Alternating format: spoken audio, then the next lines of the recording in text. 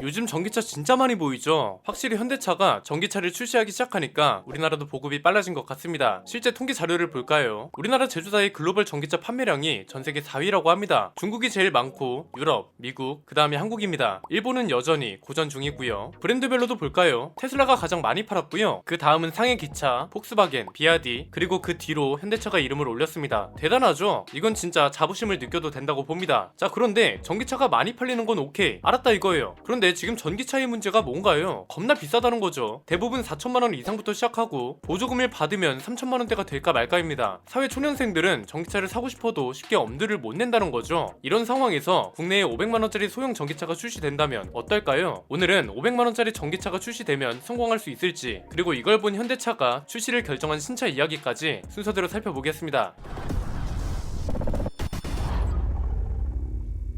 500만원짜리 전기차라고 해서 르노 트위지 같은 차를 많이 떠올리셨을 겁니다. 아니면 중소기업 전기차가 있죠. 그런데 얘네는 생긴 건 이래도 500만원이 아닙니다. 트위지 가격이 1300만원이 넘고요. 중소기업 전기차도 1500만원이 넘어갑니다. 르노는 그렇다 칠 수 있어도 이름도 잘 모르는 회사 전기차를 르노보다 더 비싸게 1500만원이나 주고 사기가 쉽지 않죠. 그런데 가격이 500만원에 4명이 탈 수 있대요. 일본의 K카처럼 디자인돼서 실용적이기까지 해요. 이런 차가 있긴 할까요? 네, 있긴 하더라고요. 중국에 있죠. 풍광 미니어. 길이가 3m도 안 되는데 4명이 탈 수 있고요. 뒷좌석을 접으면 트렁크로도 활용이 가능하다고 합니다. 주행거리가 170km긴 한데 아무렴 어떤가요? 출퇴근용으로 딱이고 동네 마실 용도로 좋잖아요. 500만원에 이 정도면 사회초년생들은 물론이고 노인분들한테도 부담이 없을 것 같은데요. 아니나 다를까 중국에서도 테슬라를 제치고 판매량 1위를 기록했습니다. 작년 한 해 동안 중국에서 팔린 전기차가 350만 대 이상이거든요. 그중 40만 대 정도가 홍광 미니였다고 합니다. 테슬라는 모델 3랑 모델 Y를 다 합쳐도 중국 내 판매량이 32만 대밖에 안 되는데 단일 모델 하나로 테슬라를 압도했다는 거죠. 이쯤에서 그런 생각이 드실 수도 있습니다. 와, 이거 우리나라 들어오면 대박이겠는데? 현대차는 아무리 싸야 2천만원 이상일 텐데 찌 어떡하냐? 이런 거죠. 저도 궁금해서 자료를 찾아봤거든요. 그런데 홍광미니가 국내에 500만원으로 출시돼도 대박날 가능성은 매우 희박합니다. 이유는 크게 세 가지입니다. 첫 번째는 국내에서는 실용성이 전혀 없다는 겁니다. 사실 르노 트위지도 중앙정부 보조금만 받아도 900만원이면 사거든요. 그런데도 왜 안 팔리겠어요? 우리나라는 고속도로에서 오토바이도 못합니다. 초소형 전기차는 법적으로 자동차로 분류되거든요. 그런데 고속도로는 물론이고 일반 자동차 전용도로도 못합니다. 서울만 해도 얼마나 많아요. 올림픽대로, 동부간선도로, 강변북로, 서부간선도로, 북부간선도로, 내부순환도로 엄청 많잖아요. 아무리 출퇴근용이다, 동네 마실용이다, 통학용이다 해도 오토바이처럼 돌고 돌아야 한다는 거죠. 이렇게 되면 어떤 문제가 발생하나요? 오토바이는 차 사이를 이리저리 피해갈 수 있어서 시간적으로 큰 차이는 없을 겁니다. 그런데 전기차는 다르죠. 아무리 작다 해도 차 사이를 다닐 수는 없고, 그래서 교통체증은 똑같이 겪어야 하거든요. 여기에 길을 더 돌아가야 하니까 거리도 늘어날 거잖아요. 초소형 전기차는 가뜩이나 주행거리도 짧은데 여기에 가야 하는 거리까지 더 늘어난다는 거죠. 자동차 전용도로도 못 가고 먼 길을 돌아가야 하고 여기에 교통체증도 겪어야 한다. 아무리 저렴해도 활용할 수 있는 범위가 적으면 굳이 살 필요가 없는 거죠. 두 번째는 현대차 그룹도 초소형 전기차를 만든다는 겁니다. 그동안 언급이 거의 없었기 때문에 현대차가 초소형 전기차에는 관심이 없을 줄 알았는데 그렇지 않죠. 오히려 더 치밀하고 고도화되고 최적화된 초소형 전기차가 나올 예정입니다. 그 전에 일단 캐스퍼도 전기차로 나올 예정이라고 하죠. 이건 일본 시장을 공략하기 위한 중요한 차이기도 하고, 소리 소문 없이 사라졌던 레이 전기차도 부활한다고 합니다. 경영 전기차 시장도 현대차 그룹이 꽉 잡고 가겠다는 거죠. 여기에 초소형 전기차까지 추가될 예정입니다. 기아가 인베스터데이에서 PBV 라인업을 발표했습니다. 이 중에 초소형 마이크로 PBV도 있었습니다. 현대차 그룹 PBV의 장점은 뭔가요? 스케이트보드 플랫폼을 사용한다는 거였죠. 바닥이 스케이트보드처럼 평평하니까 다양한 모양으로 차를 만들 수 있고, 미래 전기차의 경쟁력 중에 중요한 게 또 하나 있잖아요. 공간 활용성이요. 공간이 따로 구분되어 있지 않고 거주 공간처럼 나오기가 유리하기 때문에 공간 활용성도 상당히 좋을 걸로 보입니다. 최적화된 플랫폼에 배터리 기술, 소프트웨어 기술까지 갖춘 차가 나온다는데 굳이 중국산 전기차를 살 이유가 없는 거죠. 만약에 이 마이크로 PBV가 가격까지 착하다, 보조금 받아서 700만원이나 800만원에 구매가 가능하다면 중국 전기차는 들어와도 승산이 없습니다. 중국 차는 이미 실패한 전력이 있잖아요. 국내에서 잘 팔리는 SUV 같은 걸 들여와도 현대차랑 가격이 비슷하거나 저렴해도 확실하게 저렴하지 않으면 경쟁력이 전혀 없다는 게 증명됐죠. 세 번째는 중국 전기차가 점유율 싸움은 이길 수 있지만 타국 시장까지 잠식할 가능성은 많지 않다는 겁니다. 제가 중국 전기차 시장 동향을 말씀드릴 때 초소형 전기차를 조심해야 한다고 말씀드렸죠. 어쨌든 비어있는 시장이기도 하고 가격이 저렴하면 일단 소비자들 입장에서 진입 장벽이 낮잖아요. 그런데 현대차가 초소형 전기차를 만든다고 선언한 거 하나만으로 전망인 판도도 바뀌고 있다는 겁니다. 일단 초소형 PBV는 활용할 수 있는 범위가 굉장히 넓습니다. 이미 기아가 발표한 내용에서는 음식 배달 같은 데에 활용할 수 있다고 했고 우체국처럼 배달 차량이 필요한 곳에도 보급할 수 있죠. 운전석이 없는 것도 아니니까 개인 이동 수단으로도 활용할 수 있고요. 파생 가능성도 많고 가격도 상대적으로 저렴할 수밖에 없기 때문에 기업 입장에서도 꽤 효자 모델이 될 수 있을 걸로 보입니다. 이렇게 해서 한국도 중국이 진출할 수 있었던 유일한 시장에 진입 장벽을 세우게 된 겁니다. 소소형 전기차 시장이 중국한테 유리했던 이유가 중국이 최근에 8천만원짜리 전기차를 출시했다고 합니다. 이게 그러니까 홍시 다음으로 비싼 중국차인 거죠. 그런데 이 차들이 나와도 글로벌 브랜드들이 신경 쓰지 않는 이유가 뭐예요? 이미 시장 진입 장벽이 너무 높다는 거죠. 전기차 시장은 가격으로만 성공할 수 있는 곳이 아닙니다. 이것도 크게 세 가지로 설명할 수 있는데요.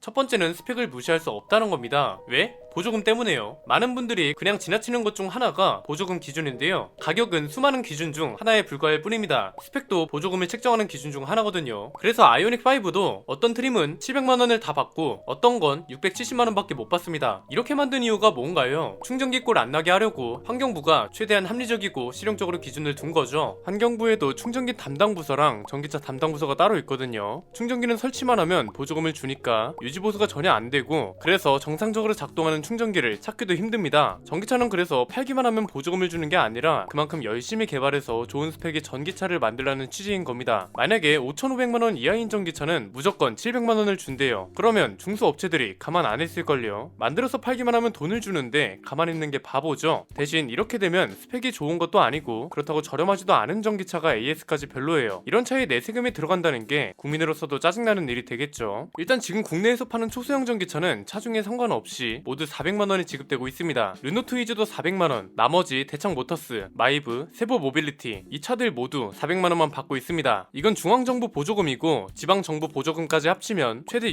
660만원까지 받을 수 있다고 합니다. 이런 상황에서 중국 전기차가 가격이 저렴하긴 해도 환경부 기준을 충족시키지 못하면 보조금을 다 못 받을 수도 있고 이렇게 되면 기존에 있는 전기차들하고도 경쟁력에서 밀리게 된다는 거죠. 두 번째는 중국차가 점유율을 높여갈 수 있을지 몰라도 어디서 높이는지도 중요하잖아요. 큰 이변이 없는 이상 중국 내에서만 그럴 가능성이 높습니다. 이미 국가별로 잘 팔리는 브랜드가 있거든요. 일단 한국은 현대기아차가 꽉 잡고 있죠. 테슬라도 강세고요. 유럽은 폭스바겐, 르노, 테슬라가 있고 미국은 포드, GM, 심지어 여기는 테슬라의 본진입니다. 일본은 하이브리드 차가 강세인 상황에서 전기차는 닛산하고 테슬라가 주름잡고 있고 여기에 현대차까지 참전했습니다. 일본 사람들은 한국차도 잘 안 사는데 중국차를 살까요? 그러니까 중국도 이제 자국에서 자국 브랜드차가 제일 잘 팔린다 이 공식을 따라가기 시작한 건 맞습니다. 그런데 그 공식을 뛰어넘을 정도는 아니라는 겁니다. 글로벌 브랜드가 있는 나라 치고 자국 브랜드가 안 팔리는 나라는 없잖아요. 한국은 현대차, 미국은 포드, 일본은 토요타, 유럽은 폭스바겐, 그리고 중국은 중국 브랜드 이렇게 간다는 거죠. 그런데 중국이 정말 뛰어난 차를 만들지 않는 이상 북미에서 토요타가 1등을 하는 것처럼 타국에서 기존 브랜드를 이기긴 쉽지 않을 겁니다. 동남아나 아프리카 쪽은 모르겠습니다. 여긴 현대차 아니면 일본차가 장악하고 있기도 하고 성능보단 가격이 더 큰 경쟁력이 될 수 있어서 많이 먹어봐야 동남아랑 아프리카 정도가 아닐까 싶네요. 세 번째는 정치적인 요인도 무시할 수 없다는 겁니다. 시장 규모로 따지면 자동차 회사들이 먹어야 할 시장은 어딜까요? 미국이랑 중국이죠. 반대로 말하면 중국은 중국에서 벗어나서 미국 시장도 먹을 수 있어야 한다는 건데 글쎄요. 다른 나라는 몰라도 중국이 미국 시장을 장악하긴 굉장히 힘들죠. 이미 오래전부터 정치적인 대립에 있는 국가고 그렇기 때문에 정책도 서로 반대되는 방향으로 가고 있는 나라들이 서로의 기업과 경제를 위해 돕는다? 쉽지 않죠. 최근에는 경제전쟁부터 시작해서 러시아 우크라 사태에 대한 입장까지 차이를 보이고 있습니다. 미국하고 중국은 앞으로도 계속 대립할 거고 지금 러시아 사태처럼 다른 나라들은 미국 쪽에 붙느냐 중국 쪽에 붙느냐로 갈 겁니다. 적어도 지금 우리 세대까지는 그렇겠죠. 그리고 특히나 이 둘은 자국 기업 중심주의가 굉장합니다. 전기차를 팔려면 차만 좋아야 하는 게 아니라 그 나라 정책까지 따라가야 합니다. 때에 따라서 공장도 현지에 지어야 하고요. 안에 들어가는 부품까지 그 나라에서 생산된 걸 써야 하고 심지어 생산 인력까지 그 나라 사람으로 채워야 하는 조건도 있습니다. 미국에서 팔 전기차는 미국에서만 생산해야 한다던가 중국 정부 보조금을 받으려면 중국산 배터리를 넣어야 한다던가 이런 조건이 붙는다는 거죠. 이렇게 되면 남는 건 유럽이랑 한국 시장인데 유럽은 이미 폭스바겐이랑 르노 같은 유럽 브랜드에 테슬라까지 꽉 잡고 있고 한국은 현대차가 꽉 잡고 있습니다. 여길 뚫기도 쉽지 않죠. 결국 가격 경쟁력에 스펙까지 갖추면서 정치적 문제와 브랜드의 진입 장벽까지 해결해야 하는 거라서 중국 브랜드가 점유율을 높이긴 쉽지 않을 겁니다. 그래서 이런 기사가 나오는 겁니다. 점유율을 따질 때 중국 제외 수치를 따라두는 이유가 여기에 있는 거죠. 중국이 중국에서 점유율을 높이는 건 큰 의미가 없습니다. 왜?